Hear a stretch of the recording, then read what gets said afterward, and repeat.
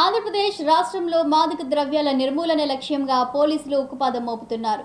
DGP Harish Kumar Gupta ఆదేశాల మేరకు చేపట్టిన ఆపరేషన్ వజ్ర ప్రహార్లో భాగంగా అనకాపల్లి జిల్లా నర్సీపట్నం సబ్ డివిజన్ పరిధిలో తనిఖీలు నిర్వహించారు.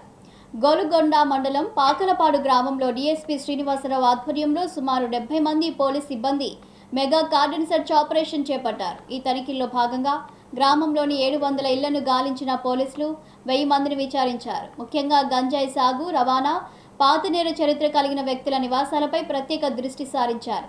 ఈ ఆపరేషన్లో సరైన పత్రాలు లేని 44 మోటార్ సైకిళ్లు, ఒక కారును స్వాధీనం చేసుకున్నారు. గతంలో గంజాయి కేసుల్లో ఉన్న ముద్దాయిలకు, సస్పెక్ట్ షీట్ ఉన్న వ్యక్తులకు పోలీసులు స్పాట్లోనే కౌన్సిలింగ్ ఇచ్చారు. అసాంఘిక కార్యకలాపాలకు పాల్పడితే కఠిన చర్యలు తప్పవని డీఎస్పీ శ్రీనివాసరావు హెచ్చరించారు.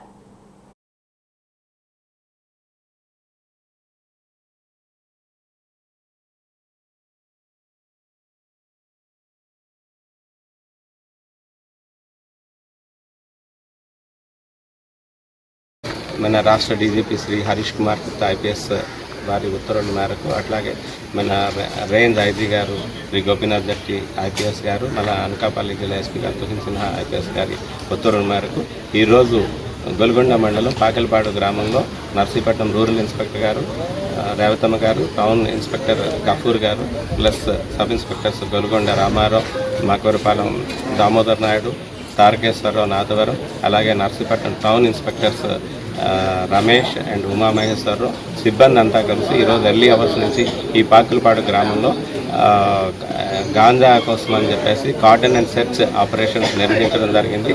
అందులో భాగంగా ఈరోజు పత్రాలు లేని ఒక 44 టూ వీలర్స్ని సీజ్ చేయడం జరిగింది.